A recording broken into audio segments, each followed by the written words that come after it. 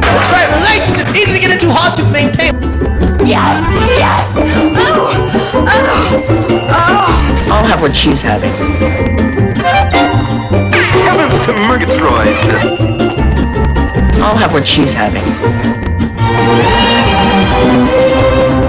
Oh my God!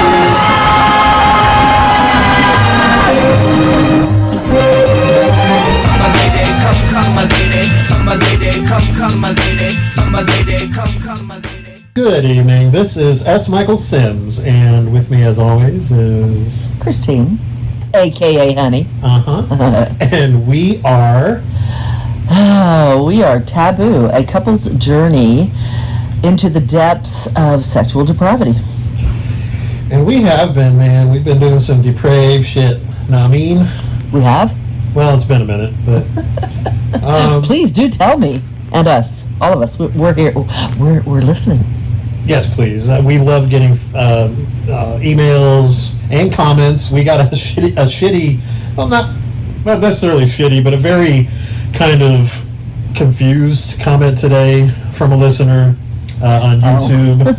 And You could read it. Just go to the oh YouTube yeah, it's channel. on there. Yeah. But basically the guy said, "Well, I've been listening to the show, and your guy should have dominated you from the start, and I think he just wants to suck cock or whatever." Kind of just basically saying that Said he's a cuckold. Said she that deserves a Mike's better man than cuckold. me, Yeah. and that's fine if that's his opinion. But he didn't get it from listening to our show. No. Yeah, and Christine did a very... My initial reply wasn't as nice as Christine's, and I immediately deleted it, because basically I told him to go fuck himself. Well, you ended it with, so go Right. fuck yourself. No, I was nice, and then I said, but barring that, you can go fuck yourself.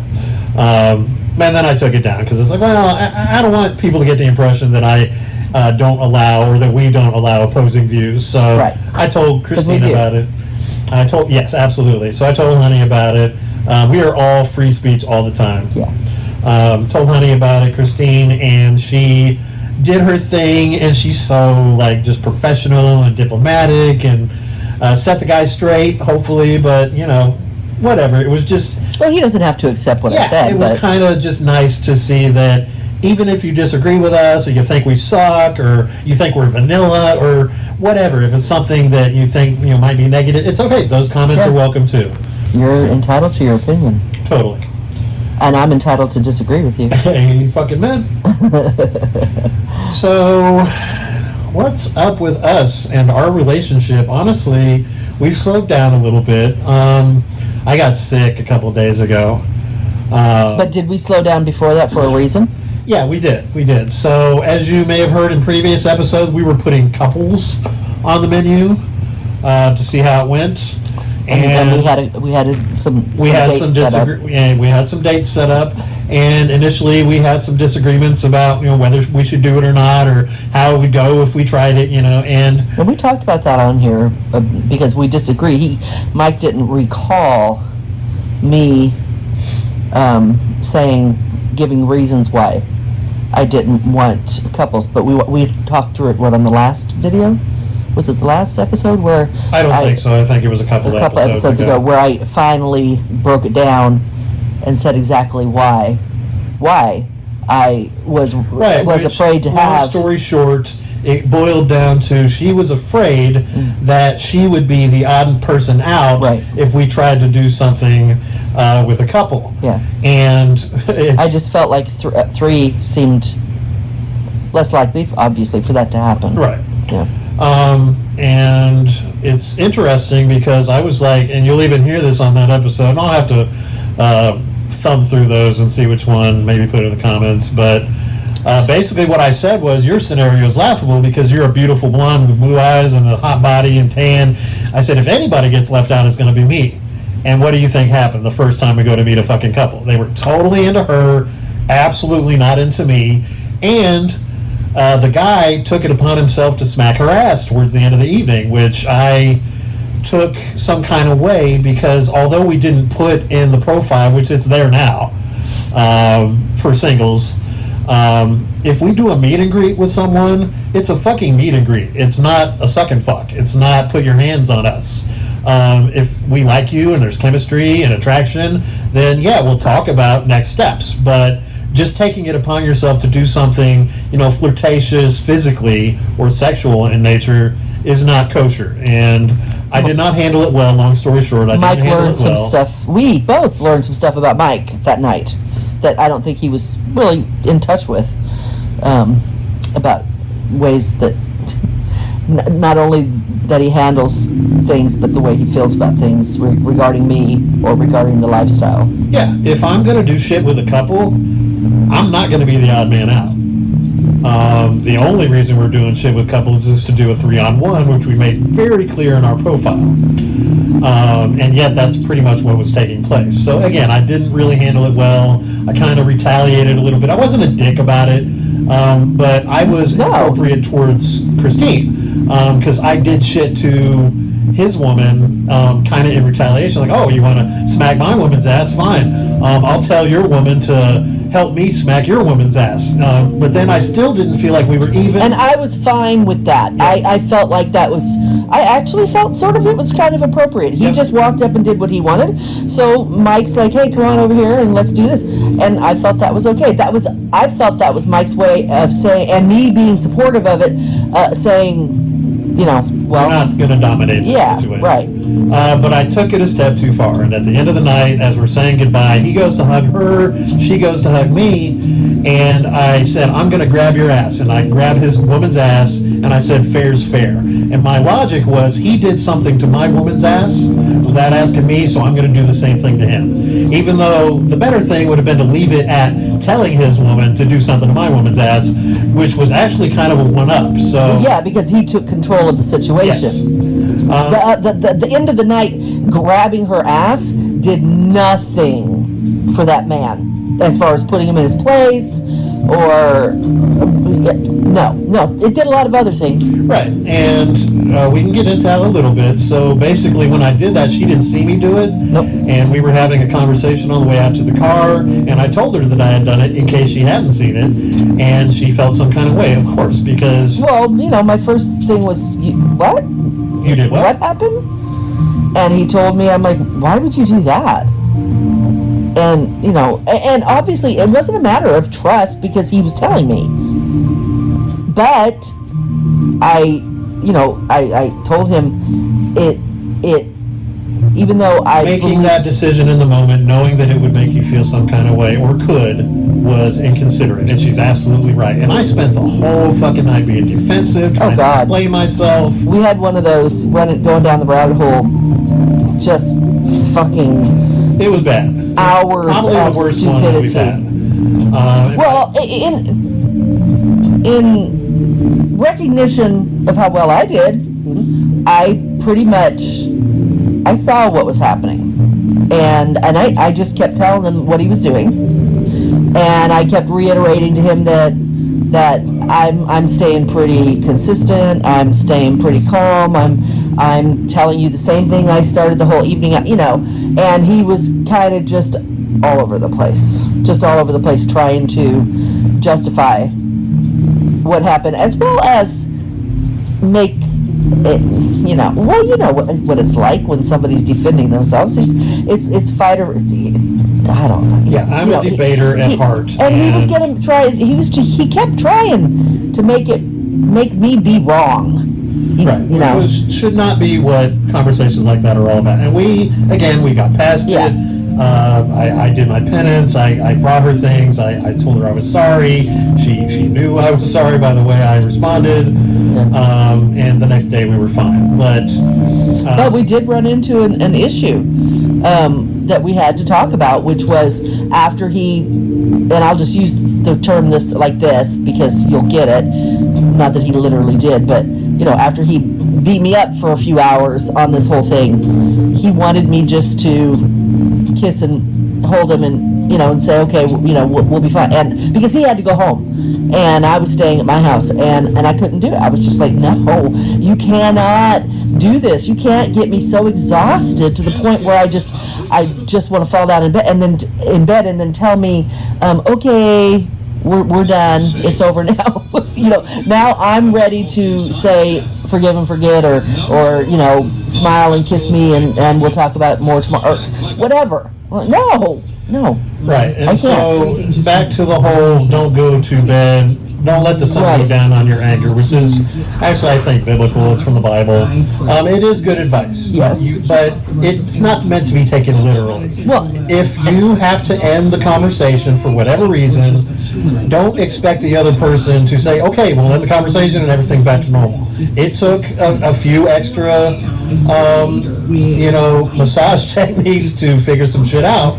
And so, long story short, it did not go well. The aftermath didn't go well. And I ended up agreeing with her, although, like I said, it was not the way that she thought it was going to go, whereas she thought she would be the one left out. Turned out it was me. But either way... I do want to point out one thing, and After final kickoff, I was up 84 points. I don't know why I need to point this out, but for some reason I do.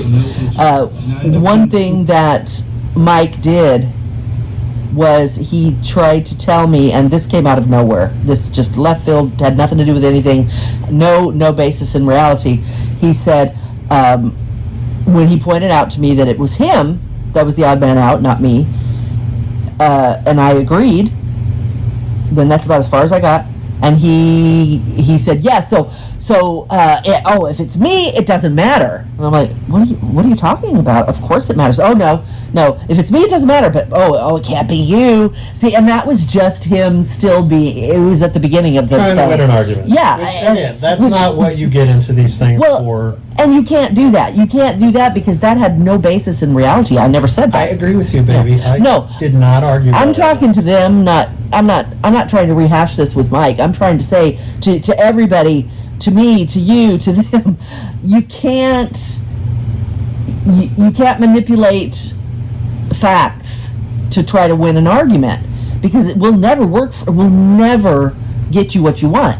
I guess sometimes you might be with somebody who backs down and says, "Fine, I don't want to do this. You're right, I'm wrong." Right. Well, that's how And that's a not lot good. of debate works. I've spent the past 15 years watching heated debates between Christian apologists and atheists, scientists. But I'm not backing down. Not when I know it's Exactly. not true. And so that's the thing. And we've talked about this before. I have got to get it into my fucking head that the point is never to win the fucking argument or to get her to see things my way. It's only to listen to her, tell her, repeat back to her, and I do this with my clients every day. Repeat back to her that I understand where she's coming from, and if I can drum up the courage and the wherewithal to tell her I'm going to do something about it or try, then that should be it. But that's not how it went.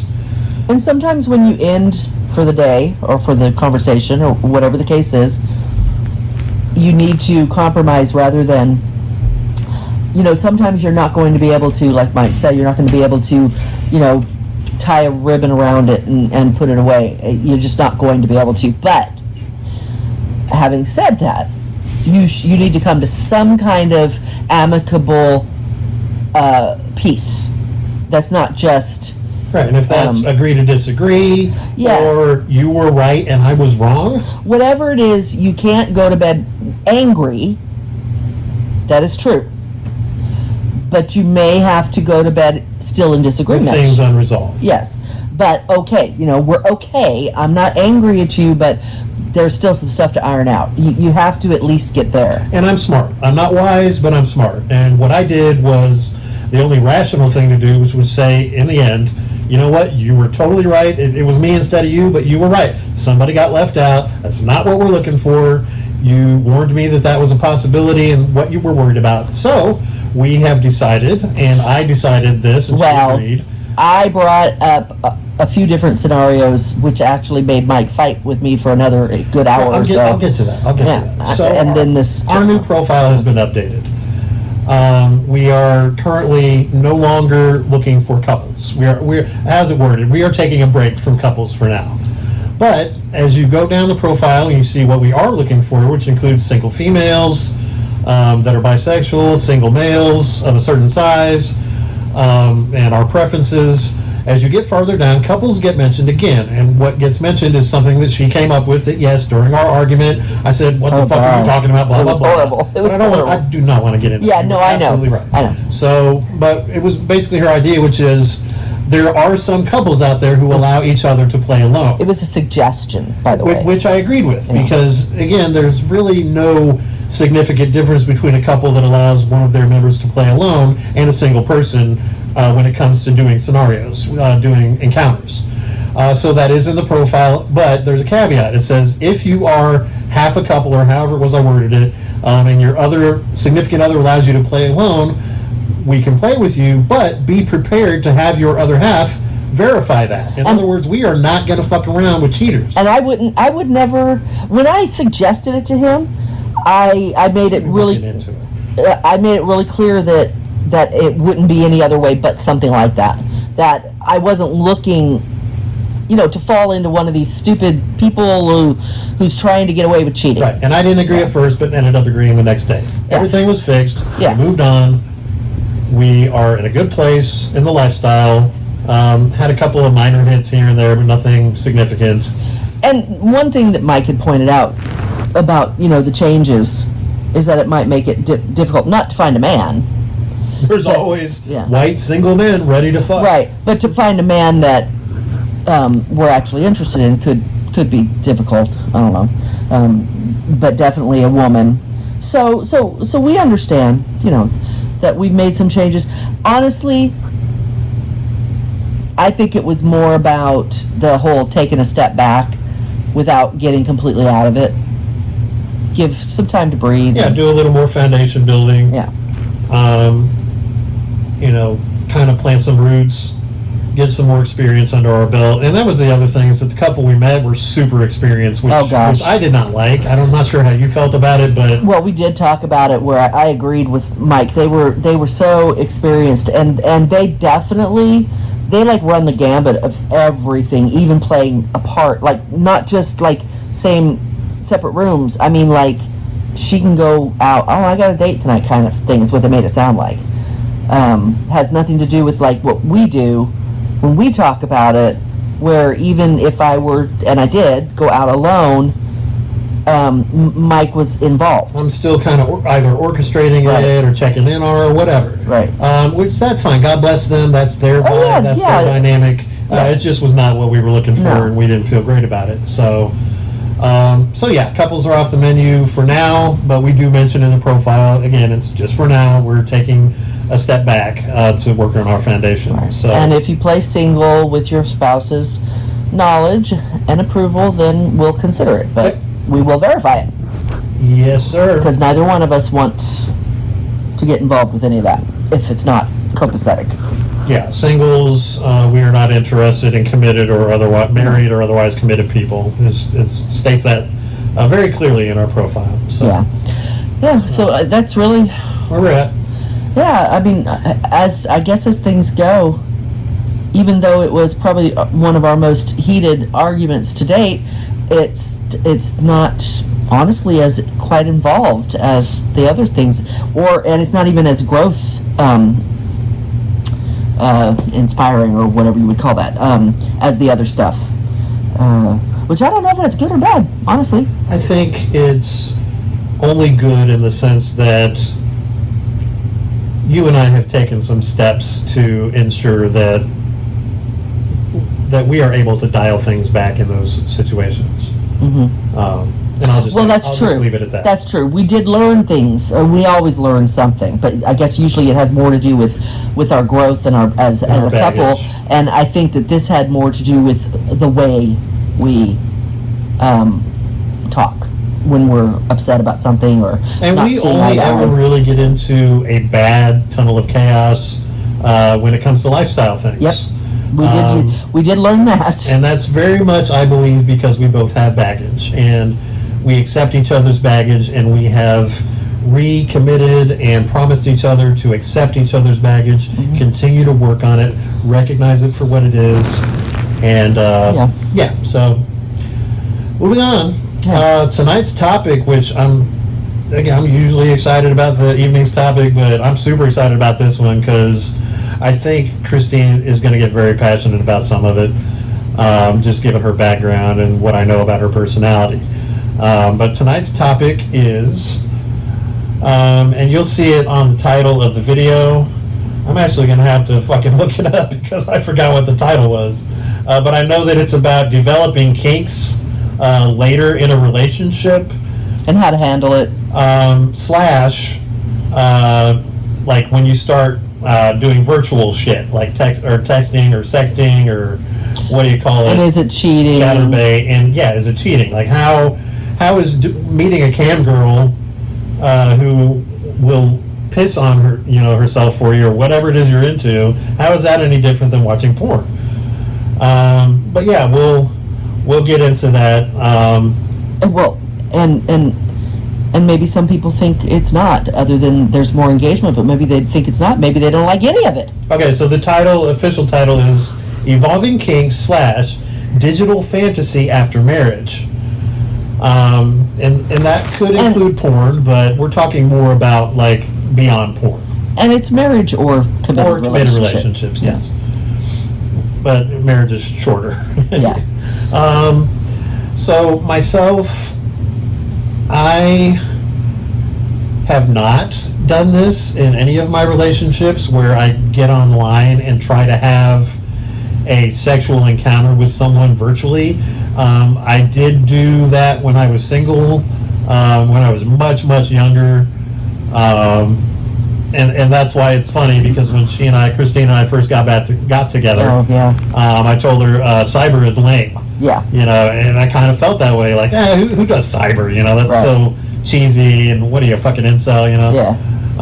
But then she and I started doing it pretty much every morning that we worked together, just to maintain, our heightened level of attraction to each other and sexuality, which still, to this day, is not lessened whatsoever. Right.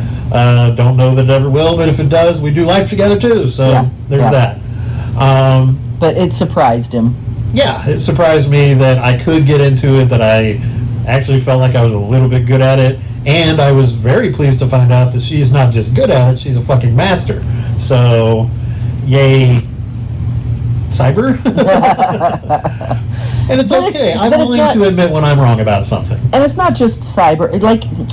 If you're good, if you learn to develop that, it's like working a muscle. You learn to develop that with your partner, you're also going to be good at fantasy with your partner.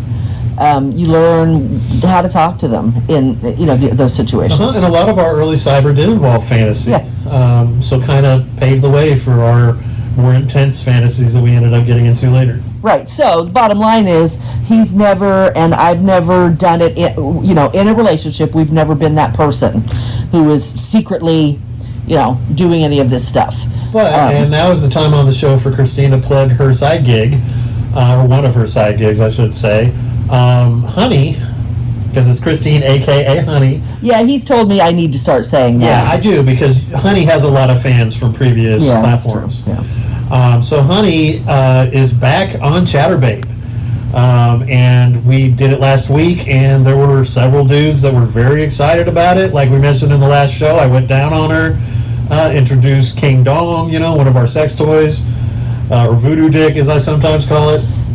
And we haven't been back on, and I know, and I hope if anybody's listening, I'm so sorry. Stuff's happened. Yeah, it's around the holidays. And Mike got sick. But it is on our agenda. It's on the menu. So how can they find your Chatterbait? Well, and I talked about this, I think we talked about this. I want to continue to plug it. Okay, well, you have to go to chatterbait.com and then look for Hello, I'm Hunny. Hello, I'm Hunny. And you'll find me. It's much easier to find me when I'm on, but I don't have a regular schedule yet, so kind of difficult for me to say. But yeah, you found me, right? I did. Yeah. And I would say that after the holidays, you can probably count on seeing a lot more of her. So. Right. I think I do a Tuesday night podcast. I do a Sunday night He podcast. does a Sunday night. We do this Wednesday night. And then I have my after dark, which I don't have a day yet, but it's going to be one of the days that we're not doing the other stuff. And so we're pretty committed. But we will be adding Chatterbait to that schedule Hopefully more than once a week. Hopefully we'll add it a couple of days. And he doesn't have to be, like on and performing. Although I can be now because Yes. I'm verified. Yes, he can be. And I would like it if he is at least, once a week that people see him and expect to see a couple. But I can go on. So I don't know what the schedule is what I'm saying. Well, we're going to figure it out. Yeah, but we will figure it out. And that will be soon. But the reason I bring it up is because she did it for a very long time. And it's going to play into tonight's topic. Tonight's topic. And when she did it, I believe, and you can correct me if I'm wrong, you understood that a lot of the men who logged in to do things with you were married. I asked. And I always asked. Always asked. I always asked. And I had reason for that. I'm a bit of and I've always been this way. I'm a very unorthodox kind of person. I didn't strip like other strippers. I didn't chatterbait like other. I don't cam model like others. I don't do my podcast like others. Everything I do is the way I do it, and I don't apologize for it. And yes, it will sound weird.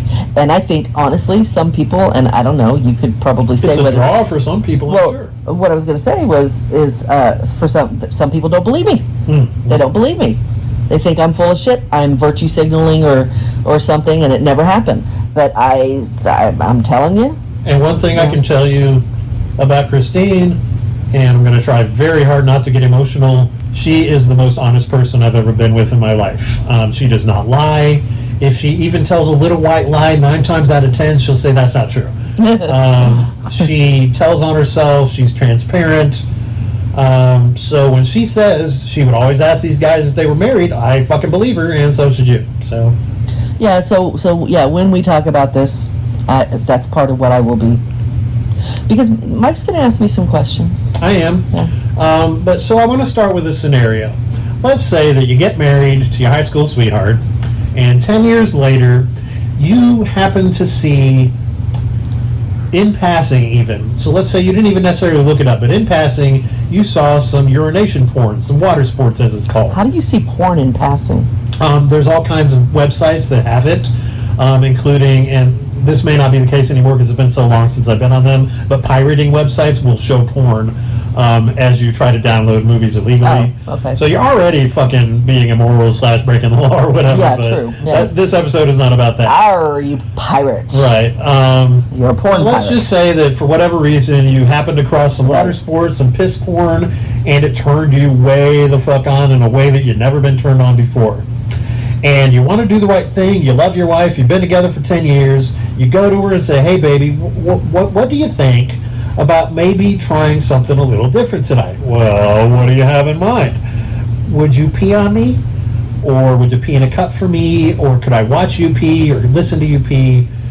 And her reaction is, are you fucking kidding me? Or she just laughs. Or she laughs at you And walks away, what do you think, asshole? Right. She just is not receptive to it whatsoever. And maybe you even have the balls to bring it up a couple more times, just in case she was in a weird mood that day. And you pretty much confirm there is no fucking way she's ever going to be supportive of this new fetish of yours. And I want to add this, based on the hundreds, if not thousands, of men I've talked to over the last 4 or 5 years. That is not the typical scenario. The scenario typically is they find out that they have this feeling towards something like a kink, and they completely keep it to themselves. They don't tell their wife, and they add it to their repertoire of porn and masturbation that they do when she's at work. And let's keep that scenario also on the back burner, but in mind, because there is the other man who is not trying to do the right thing. He's just trying to, as I put it in our pre-show discussion, scratch an itch. And I always say people won't like it, but in my mind, both of those men end up in the same place. Exactly. So. But yeah, there's a couple of different scenarios that definitely play into this. But basically, it's something that happens when you've been in a relationship. We're just going to say marriage because it's a short. Yeah. You've been in a relationship for a long time. You discover you have a kink, and you either hide it and try to watch porn based on it, or you talk to your person about it. But it goes nowhere. And it goes nowhere. Yeah. Either way, it's unsatisfied and unresolved. Right. What the fuck are you supposed to do? Are you supposed to, A, never bring it up again and do whatever you can to suppress those feelings despite the extremely heightened sense of That's an option. erotic release that you got from That's it? an option. It is an option.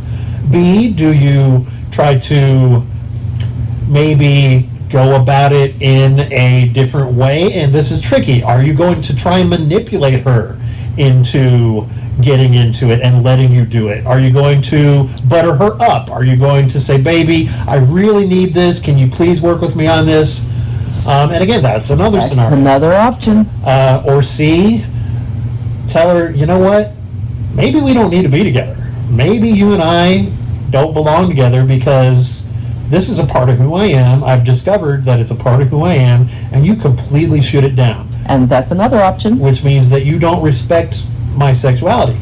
And there's one other option, Which is to,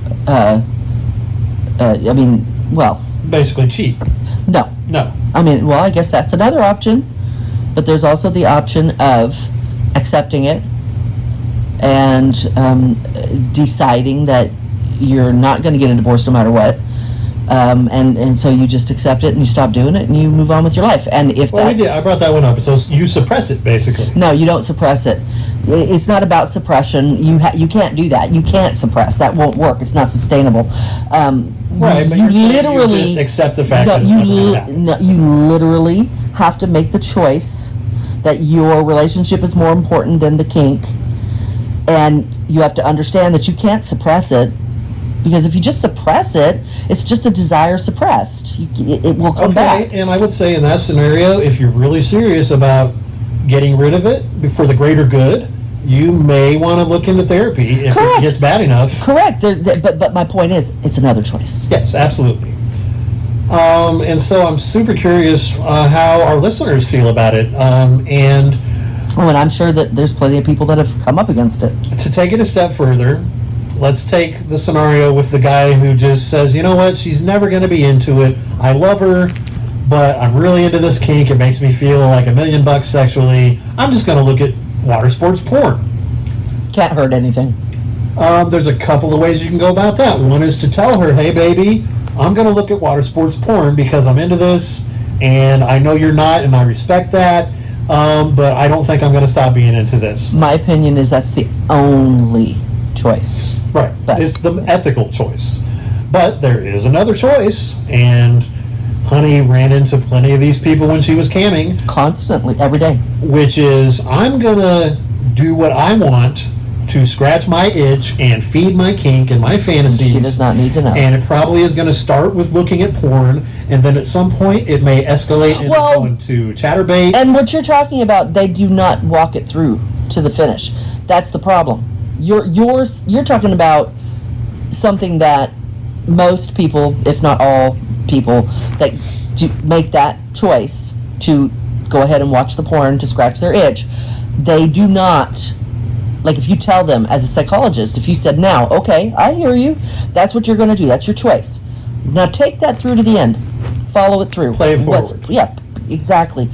And if they don't, and most don't, most do not understand that itch is going to get worse. It's not going to get better. And they will start taking steps to further the addiction and to further, because it is an addiction. It's a fetish. It's a need.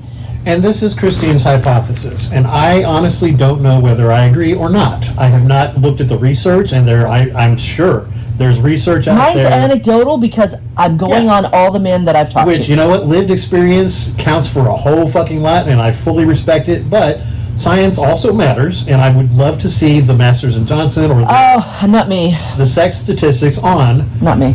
do men who look at porn eventually live out the fantasies that they watch on pornography? The problem with those statistics are that, especially when it surrounds sex, is they're just not clean. They're just not good polls. They're not good surveys.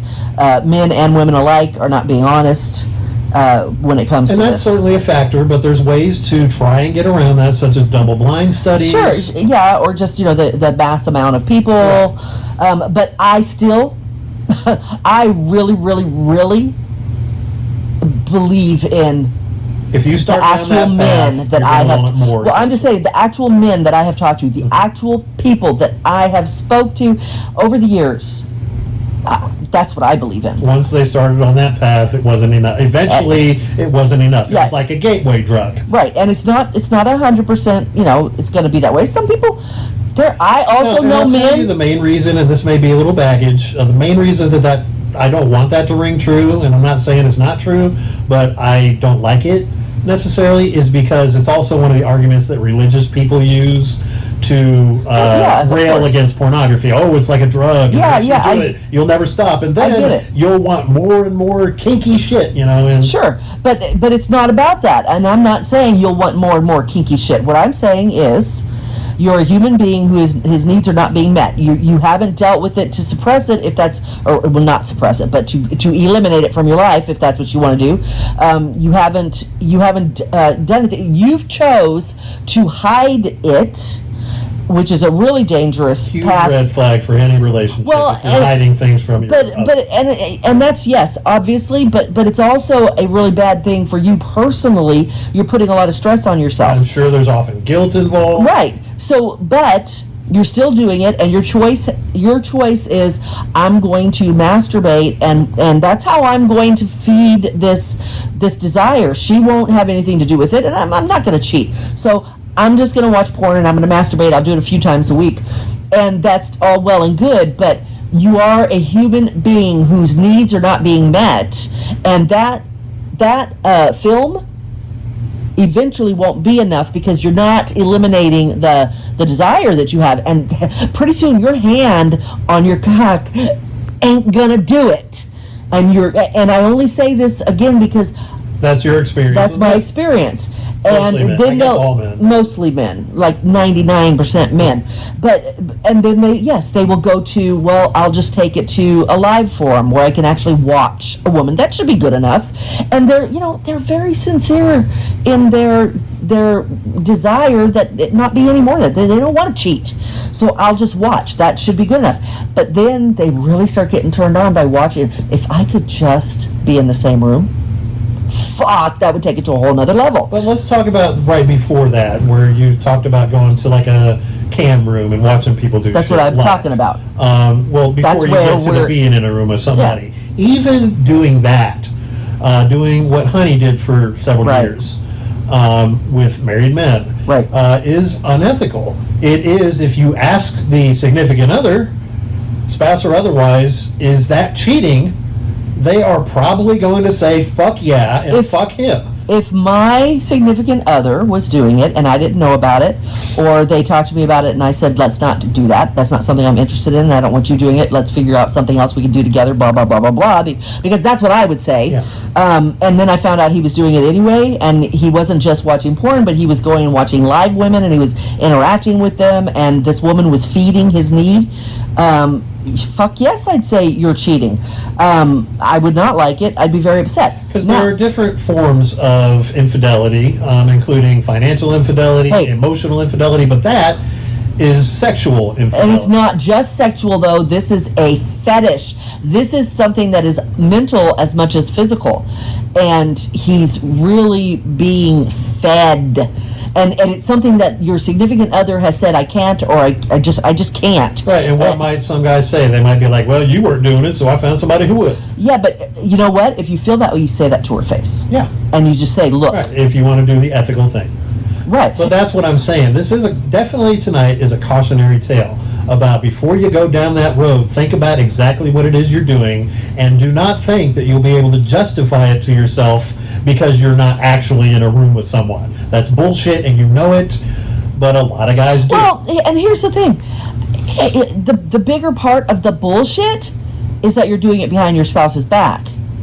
That is the bigger issue. It's not even that you've chosen to go and sit and pay a woman to do these things for you online. Yeah, that is a problem, obviously, and your spouse is not going to be happy about it. But the bigger issue is that you decided to disregard her feelings on this topic, or his. You know, you don't respect them enough. You wanted your sexual gratification above their happiness, their content, security, and all of that.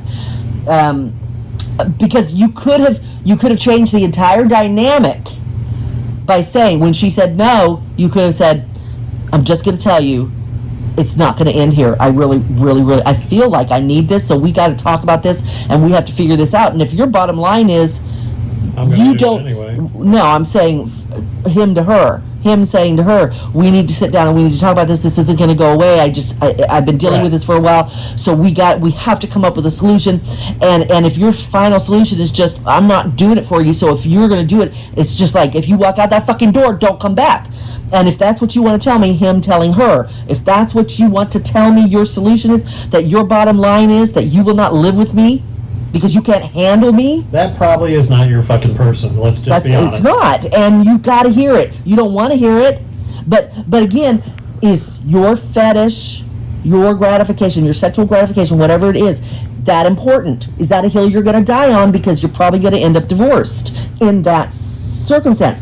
But it's where you got to go. Wouldn't you rather be with somebody who you can tell your desires to, who, even if, like I said, even if they can't fulfill it for you, they try to figure out a way to compromise so that you can be fulfilled in some way, something that they can do, even if it's a matter of her saying, let's watch it together. Look at it, I don't want to know about it, she might say, which is not the best solution. No, it's not. What if she says, I can't do this, I have a shy bladder, I'm not going to pee on you, it's not happening. But what if we watch porn together that does this? What if we do that? What if we go to a club that has people? What if you just don't know what the solution could be, but you need to be with a person who's willing to have that conversation with right. You. If you look, we're all here for a reason. We are a certain type of person.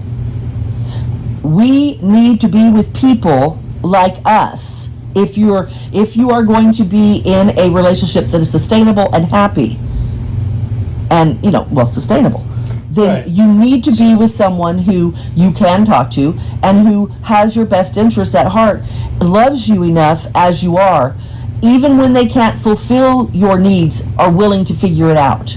If you're not sexually compatible, which often happens, you can be communication compatible. That can be huge on your compatibility chart, and you can get past things like kinks and fetishes and work together to find a solution. That's ideal. Yes, and for me, vanilla people don't understand this, and I deal with this all the time on my other podcast, because it's sort of a vanilla podcast on dating and relationships.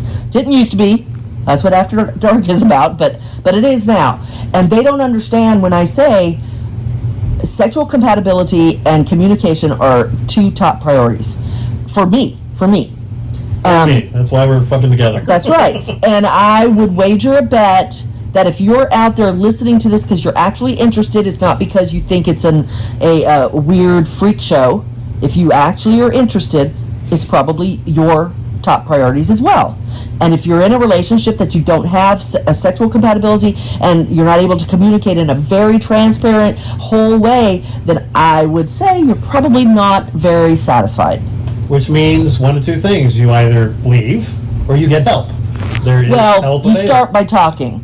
And even if your partner isn't a talker, if they don't communicate with you, that doesn't mean you can't sit down and say, this is the way it is, and you do all the talking, but you got to get it out. You got to say your let's piece. Say they've had that conversation, and now most people haven't, though. Right, but now she's like, you know what, I just can't sign off on this. Okay. I'm never going to sign off on this. Then your choice is... You're ate up.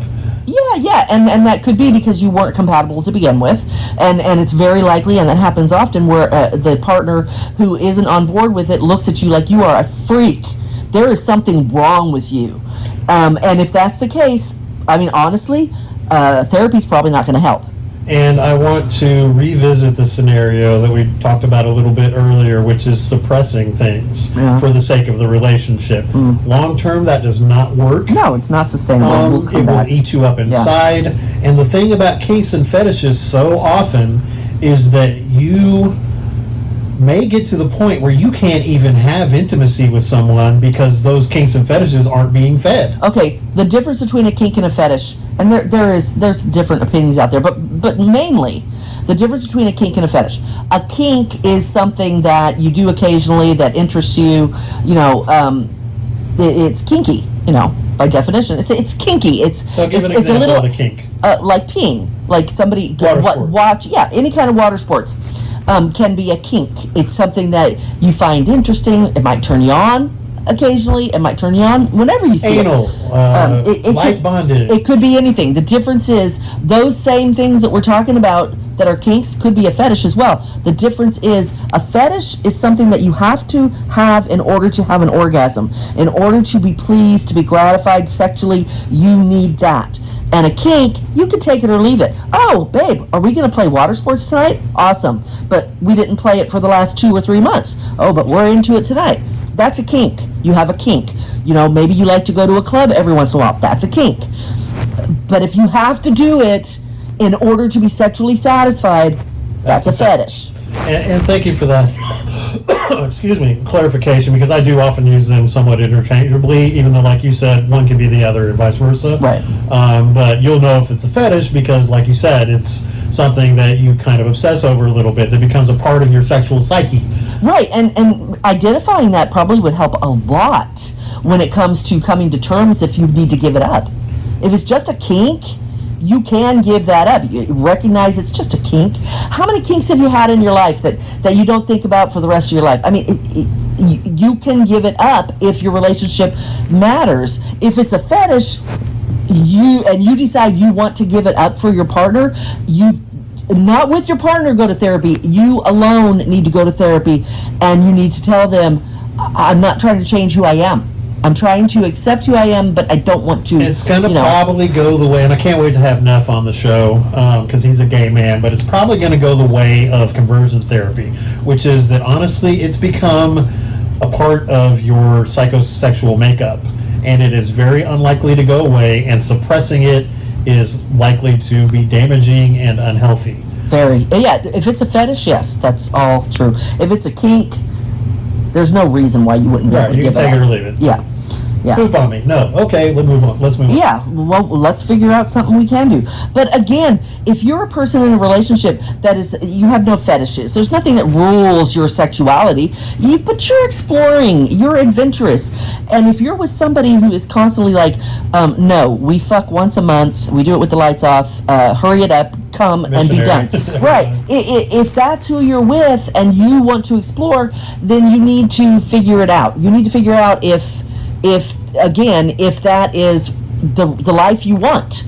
It's your life, and it's the only one you fucking have. You know, grow up. All these people out there saying, well, I can't get divorced. You know, I can't get divorced, so I cheat. Because I also can't, you're telling me, I don't want to be unhappy. I don't want to be miserable. She is nothing that I need or want sexually, so I go somewhere else because I can't get divorced. That's bullshit. That is outright bullshit. Deal with your shit, grow up, and do what you gotta do. If you discover at the age of 50 that you are with someone who simply put does not accept you for who you are, get a fucking divorce. Find someone who will accept you for who you are, who will communicate with you, who wants to fuck you, who wants to do all the things. The rewards are incalculable. But be kind, be nice, do it right.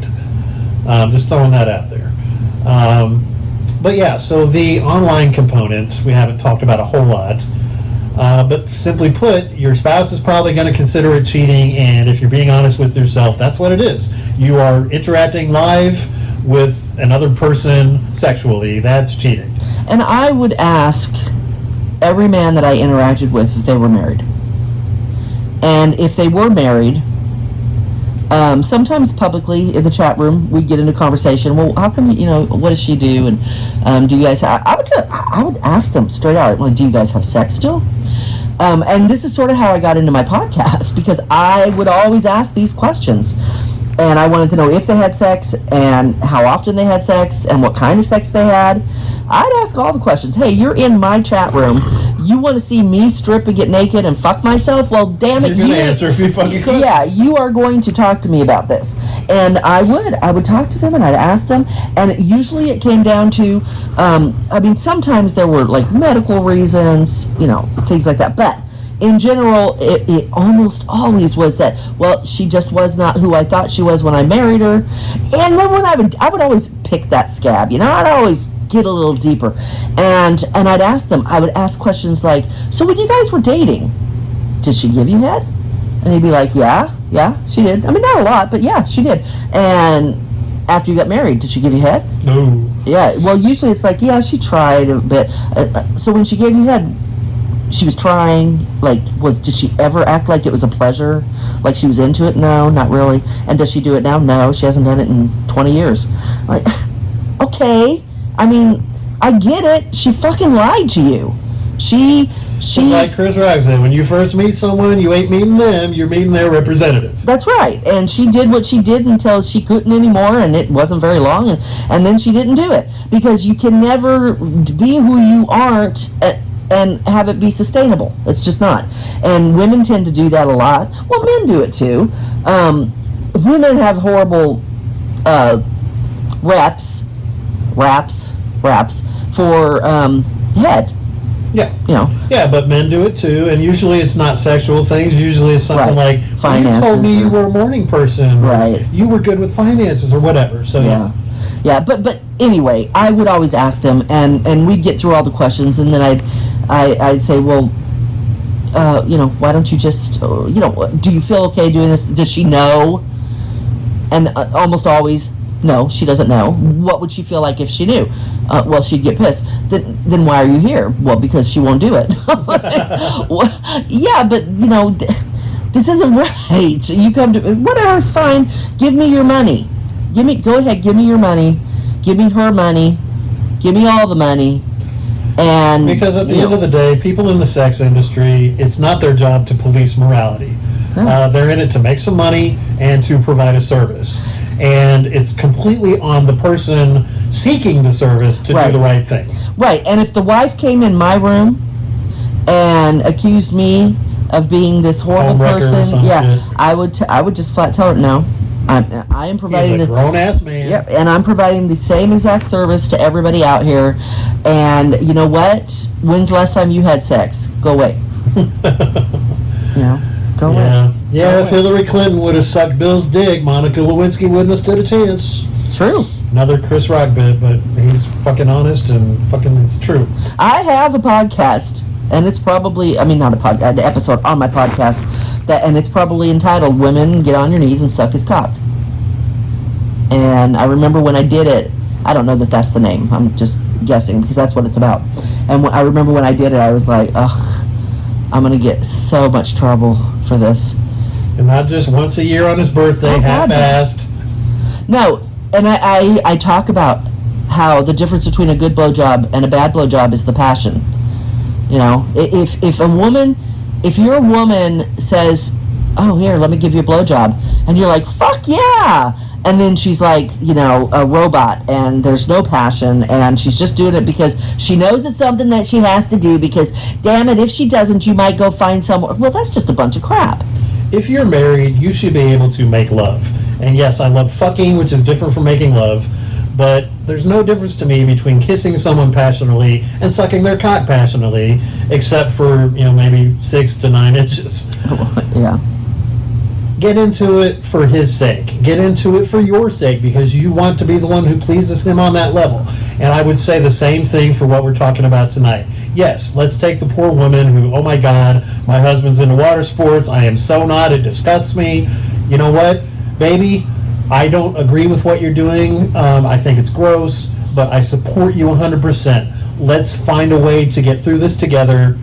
If that means watching porn together, if it means me peeing in a cup for you every once in a while and pouring it on you, or what the fuck ever, I am willing to suck it up a little bit, make a little bit of sacrifice for the sake of our relationship, and that goes for blowjobs, anal. Yeah, and that's not happening in the majority of the homes around across America, because nobody bothers to make sure they are with the person they should be with before they get Or married. that they're sexually compatible. They with the stick person their that- cock in something or spread their legs for a cock because of one reason or another, and it's usually not a good reason.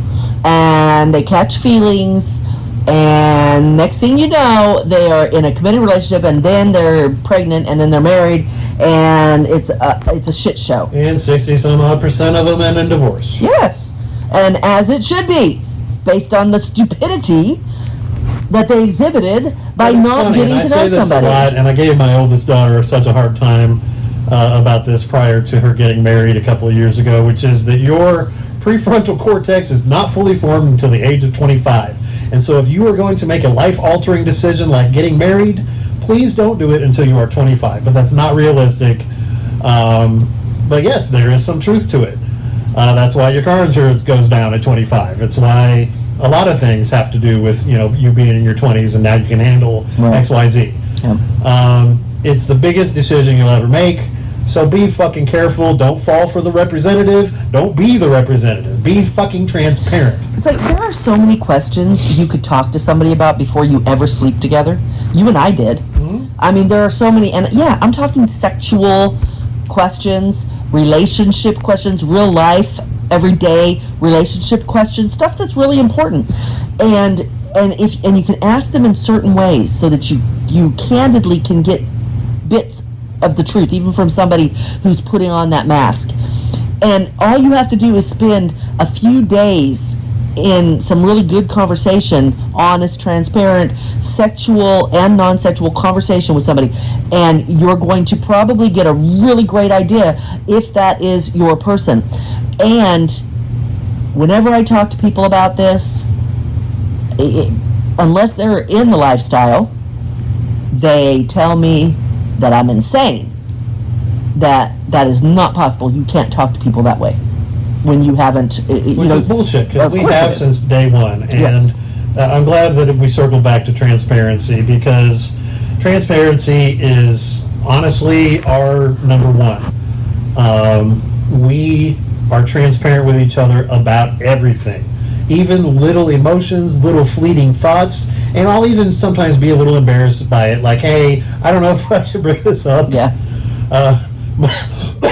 Excuse me, I am still a little sick, getting over it, but I'm coming out of it. So, anyway, so yeah, I'll even get embarrassed sometimes. Say, I don't know if I should even say anything, but when you did XYZ, it made me feel a little sad. Yeah. Or this is a big one for me. This is something that I used to have to deal with from one of my exes, and you did it, or did something like it, or I thought that this was your reasoning for doing it. And usually that is it. It's that last one. It's his perception because of his baggage.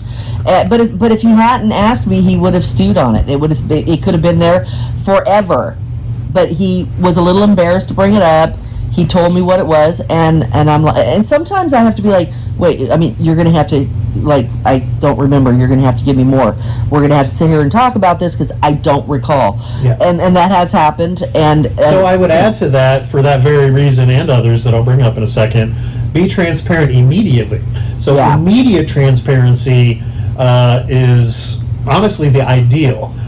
Don't sit on something for hours or days and then be transparent. For heaven's sake, don't tell your partner that you want transparency, and then every time they give it to you in the moment, like you've asked them to, you get mad at them.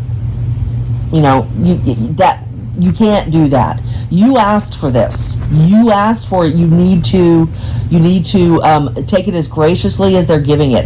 Appreciate what they're doing for you, and don't get stuck in the minutia of the fact that you're taking it as a negative, because I promise you they probably don't mean it as a negative. They're dealing with their baggage. They're feeling a certain way, and they're not attacking you. And we've been through the ringer as a couple when it comes to that, mostly because of my baggage, but a little bit of hers at times. It's like, I'm not sure if I should say this to you, because you might take it some kind of way and get either sad, which tends to be her go-to, or angry, which tends to be my go-to, or defensive. And it doesn't fucking matter. Like she just said, you either value transparency or you don't. Yeah, because after this last one, Mike's like, I guess we can't be transparent. And I'm like, see, that is such crap. We can't do that. We have to learn to accept the transparency and accept that it's not always going to be, roses and chocolate. Yeah, exactly, and we need to be gracious about it. And we won't always be perfect about it, but that's what we have to strive for. But to say, I guess I should not be transparent, is not the right thing. Absolutely not. No. And I immediately backtracked on that. So, you know what, you're right. That was stupid. So yes, transparency is our number one thing. strongly recommended for any committed relationship in which you are honestly trying to stay together forever. Our logo or our mantra is 1 + 1 = 1. I think we're going to get a tattoo actually at some point.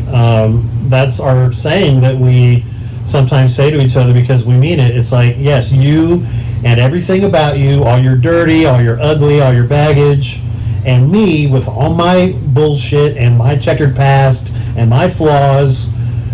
Us as individuals, when we come together, we are the same individual because, honestly, it's because we are so transparent with each other and we value that so much. We always know and want to know what we're thinking and feeling and what the other is thinking and feeling. And, it's funny, but people listening to this, I think some people are probably sitting out there saying, come on, guys, we're supposed to be talking about taboo topics. Y'all are getting really, really caught up in your relationship and how you do this and you do that. Yeah, well, look at the title. That's all I have to say to that. Right. And that's kind of why I brought it up, because people may think that, but you get both of it. You get both things from us.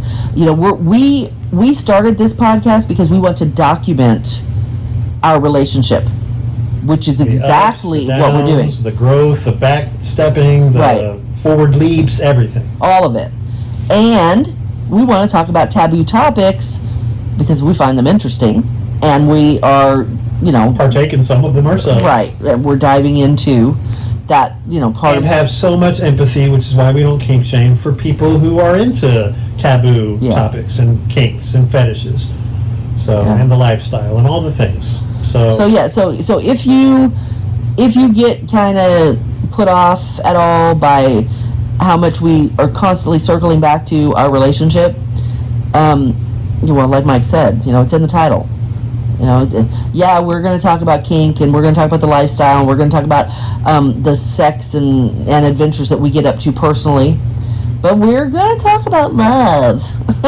We're going to talk about, growth and... Yeah, it's in the description. If you look down through the description on the podcast, I'm not sure if it's on YouTube, but I know it's in the description, that we talk about our unlikely union and how we're making our way through the various pitfalls and pratfalls of the lifestyle together. Yeah.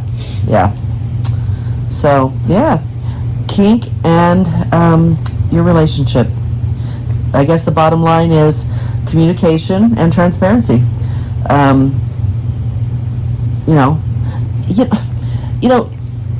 The ethics and morality, it matters to your partner, but it's really for you. It's a choice that you should make for yourself. You're either going to be proud and out about the way you live your life, or you're going to be hidden in the shadows. And if you're hiding in the shadows, you're doing something wrong. Which you've got to know is not healthy. Yeah. And if your person finds out, it's going to be hell. Yeah, and why not just go through hell?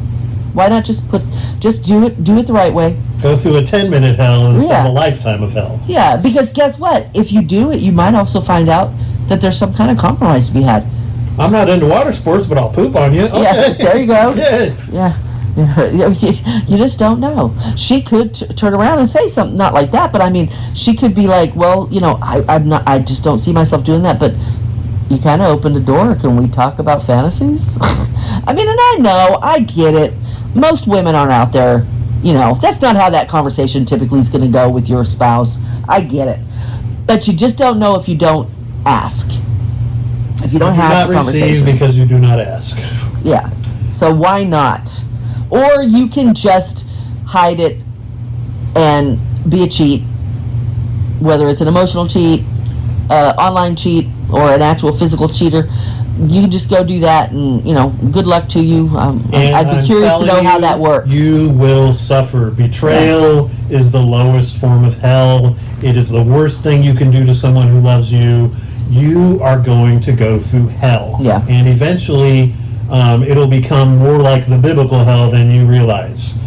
Well, yeah, because when your marriage ends, which is exactly the path you're on by doing that, when it ends, it's going to end with you not being able to say I did everything to save it, it's going to be I did everything to ruin it. It's my fault this happened. And and you may not say that because you may never be so emotionally mature that you can take accountability for what you did. But if you do take accountability, that's what you're going to have to say. Who wants to live that life? Who wants to realize they got a divorce because of purely their own selfish actions? No, but everybody wants to be able to say it was a co-effort. That we both. Yeah, I don't believe in a literal hell. Okay, I'm an agnostic, but I do believe in a metaphorical hell, and I have two basic views on hell. One of which I stole from the movie What Dreams May Come, which involves suicide. Robin Williams, very poignant film, beautiful film. Yeah. And the phrase "hell is your life gone wrong" always stood out to me. Like, yeah, if anything is fucking hell, it's your life gone wrong. And what do you think it means for you to be sneaking around, cheating, doing all kinds of unethical shit, knowing what a piece of shit you are, and keeping it a secret and dealing with that on a daily basis? Yeah, unless you are a person whose fetish or kink or whatever is actually that. There are people like that.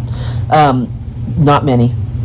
So if you're not that person who's actually getting off on being a betrayal kink, yes. Boy, that would be an interesting conversation. Yes, but if that's not you, then you are creating your own hell. And then the other would be hell is also basically you having to live everything that you have done to hurt other people, those moments in your life, over and over and over for fucking eternity. And maybe there is no eternity, but guess what? If you get a fucking divorce and it turns out that the reason you got divorced is because you were a cheater and you hurt people, you're going to have to think about that shit for the rest of your fucking life. And there's going to be all kinds of consequences, like kids won't talk to you, family won't talk to you, But the worst part is that you're going to know it was your own fucking fault. And again, that's Jordan Peterson as well. And I'm not saying I'm a fan of Peterson, but that's kind of how he defines hell as well. It's like, you're going to have to deal with the consequences of your actions, knowing full well that they were completely your fucking fault. That's right. That's how. Because I've been divorced, and I can honestly say I did everything within my power to make those relationships work. Period. Full stop. I can't say anything other than that. And I tell my kids all the time, that's what you want to be able to say. You want to be able to look yourself in the mirror and say, I did everything I could. At the very least, I tried to do the right thing, I didn't go out of my way to do the wrong thing. So, all right, that's getting a little philosophical, but, ethics are part of relationships. It's worth talking about for sure. But to bring it back around real quick to tonight's topic, some final thoughts on evolving kinks / digital fantasy after marriage or a committed relationship. I would just say again that you've got to decide what's important to you, what's more important to you, what's most important to you, and the best time to do that is before you actually get into the fucking relationship. That would be great. I've been advocating for years that people just figure out if they're truly compatible before they even start fully committed dating, and nobody does it. What's wrong with playing 20 questions? Jesus. That's what I do. Well, did 20 questions. We played fucking 100 questions. Oh my gosh, we just did it for days. As a matter of fact, the first couple of weeks we dated, we still were doing it. Yeah, we would play games, and they were almost always question games. Mm-hmm. And I would say there are apps or websites out there. We use that. Yeah, that you can look up questions for new couples to ask each other. You can do sexual questions. You can do lifestyle. If you need to, I am a firm believer in doing it yourself, just because if you sit and think about it, you're going to know the stuff. Yeah, that's what we ended up doing. I was like, these are kind of lame. Yeah. We just did it ourselves. But you may actually need some assistance. Well, they could be. There's ChatGPT. There's all kinds of ways that you can, if you can't think of good questions to ask they're prompts. You can use them as prompts. Yeah. They can give you inspiration to ask the question you really want to ask. And another reason that's a really great game, right off the bat. First thing, if the person, and this really, well, either way, if you want to play this game and you make it clear, this can be sexual, this can be finances, this can be anything to do with us. You can ask any question you want, and we're not allowed to not answer it, and we have to answer it truthfully. We get one out, one whatever safeguard. Let's say you have trauma. Okay, yeah. So I you don't get want to talk one. about it because I have trauma. So you get one safeguard, one out. But other than that, you answer every question to the best of your ability. And if that person that you're trying to do this with says, "Nah, not interested," pass, hard They pass. don't want to open up to you. Oh, I actually had a man tell me, "I will not because I don't live in the past. It doesn't define me." I'm like, well, no shit. But what Of course did it you doesn't. learn from it, dude? That's my point. You should be able to talk about it because you should have learned from it. You should be proud to talk about it to show your growth. And I will also say that the best time to talk about your exes is at the very beginning, because you don't want to be bringing up your exes later in the relationship. Well, that's true too. And God, for God's sake, don't badmouth your ex. You know, because no, that's a huge red flag. huge red flag. Don't do that. They don't want to. Nobody wants to hear you say shit about somebody else. My old lady was a fucking battle axe. Well, because Probably a reason for that, dude. they know that they're going to be a target next if you get mad at them. You know, and that's what they're going to gauge it as. You know, how are you going to treat me? How do you treat people? But yes, my point was, if they won't answer, if they won't play the game with you, are they really your person? I mean, if they won't even play a game, some women will say they don't want to play the game. Oh, I'll play it, but you can't ask me anything sexual. This is really the woman you want to have a relationship with? Maybe ask her. I would say if you really are attracted to her and you hit on several other There is compatibility grace. levels, you may be able to say something like, you know what, I understand this is early in our relationship, but at some point we may want to get intimate, and I think it's important for us to learn about our compatibility when it comes to intimacy at some point in the relationship if things go well. So I'll drop it for now, and I agree with you. Let's not talk about, sexual questions. And that's going to go well, hopefully. And you, even if somebody reacts, and again, it's usually the woman, even if somebody reacts in a really poor reactionary way, and maybe they get up and storm out of the freaking restaurant, maybe you did it in whatever, I would also say, if you really were attracted to the person, you really thought maybe there was something there, I wouldn't write them off just because they did that. That could have been a bad reaction. That doesn't have to define who they are, but I wouldn't hold out much hope.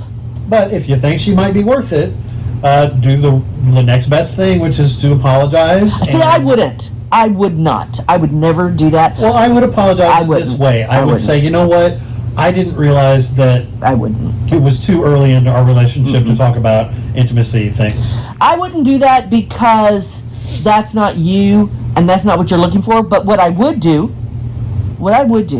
is I would take a beat, take a breath, go home, and I wouldn't start dating anybody else. I wouldn't start doing anything. I would give it some time and see if she comes back around, because she may end up calling you or texting you and saying, look, I really overreacted. I actually don't care about this. This is what was happening. And she could tell you something, that this is really what it had to do with. It really didn't have to do with that. Or she might have baggage and a miracle might occur and she'll open up to you about That's what I mean. You give a little bit of grace and space, and she may come back to you and give you a reason why it happened and tell you, that's really not me. I would love to play that game with you. See, then you're like, oh, phew, okay, see. But apologizing, I feel like regarding this type of thing, if you apologize, it almost gives, to me, there's opportunity to put on a mask and become somebody else in those moments. And I'm talking about the other person. Yeah, but I wonder if you feel a little bit differently than most women because you are who you are, and sexuality is so high on your compatibility list. And so, well, that's true. That's true. Realizing how most women, or many women, are clutching their pearls. That's true. Because how many women on your other show were like, well, I wouldn't date Mike because blah, blah, blah. I get that, but there are a lot of women out there who, they may not be as high, maybe they're not just like me. I do tend, when it comes to sex, I run high like a man, so I get it. But there's still a lot of women out there in the lifestyle. There are plenty of women who, they may not have a massively high sex drive, but they're definitely, curious. and adventurous enough to not run away when you mention these things. So I'm always going to go back to, why wouldn't you hold out for that? Why would you get yourself with somebody who is even early on going to clutch their fucking pearls? Yeah, and I just don't know why you would. I understand what you're saying, though, about the potential for there being a mask, because if you go back and apologize, again, the wrong way, I still think there's a way to do it, but we can agree to disagree. Yeah. She's going to be like, well, he's only saying that because he wants to get my pants, or whatever. I think there's a way to do it, though, and just be like, hey, maybe I jumped the gun and we don't need to talk about this right now. Do you know how many men are in relationships because they decided early on, well, I'm not going to talk about sex. I'm not going to have crazy sex. I'm not going to do this because it's too early in the relationship, and she's a lady, and she's a Christian, whatever the case is. And then what really happens is they end up married to this person, and this person very quickly decides, we're not having sex anymore, or we're only going to do this, or they never got around to having the conversation. Well, it's not just that, but she pretty much showed you who she was. And you said to yourself, it was too early. There's a little room for grace, and I don't think what if she's got baggage and trauma? I don't think so. I think there's exceptions that prove the rule. But again, I'm fine agreeing to disagree. We don't agree on everything, so but that's how you handle disagreements. Is we're going to agree to disagree. So yeah, that's pretty much tonight's episode. We'll let you know if we do anything else in the lifestyle. I went through and kicked off all the old people that were hitting her up when she was single, now that we're a couple on the apps together, because it just gets confusing.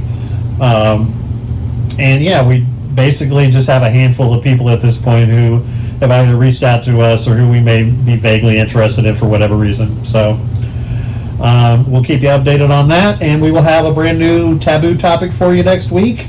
Anything come to mind immediately, or you want to kind of feel it out and come up with it on the fly next week? Yeah, I don't know. I don't think we mentioned anything tonight that stood out as far as other taboo topics, but yeah, I do want to mention maybe water sports. I mean, I guess. I want to mention that my After Dark podcast, it was something I was just doing on Patreon, but I've decided that I'm going to make it a full podcast. So it's going to be called Unfiltered After Dark. And basically, my original podcast, which was Unfiltered Real Sex Talk with Hunny, it became a much more watered down version when I got relationships and dating. Right, when I got my co-host. So people had reached out to me and said they missed the old format, and which the old format basically, I mean, you guys have heard me talk here. That's how it was. It was just an hour, about 25 minutes or so of me talking about a topic. And a lot of times it was a topic that a viewer had suggested, or he might send me, and yeah, usually a man would send me an email and tell me about his relationship and ask for advice. So I would talk about it. Usually I would give the advice live, on the podcast. Like a Dear Abby kind of thing. Yeah. Dear Hunny. Yeah. And so it always inspired great, sexy, graphic, erotic conversation. And everybody loved it and everybody missed it. So I decided to bring it back under the name Unfiltered After Dark. And I don't know if it's going to be Unfiltered After Dark with Hunny or just Unfiltered After Dark. But at any rate, once I should be getting it, I don't know, hopefully this week I'll get it created and put an episode up. So and we'll plug it on the show, and you'll find the link to it in the comments. Yeah. All right. Thank you, baby.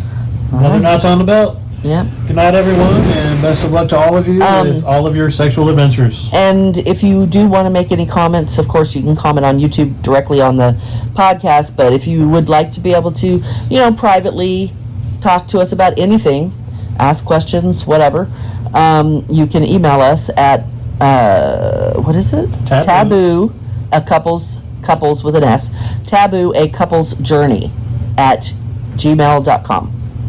And that will be in the description of the podcast. And we promise to respond. So. Oh, yeah, definitely. definitely. And if you leave comments on YouTube, we promise to respond. Yeah, and Even if they're shitty comments. it'll probably We be won't get me shitty so that back. it's not shitty. It'll be sarcastic. Hey, how? It'll be sarcastic. I do sarcasm. He does meme. Well, yeah, but I do what I want. Yeah, he tells you to fuck off, and I say it much nicer. He's more diplomatic. Yeah, all right, we're done.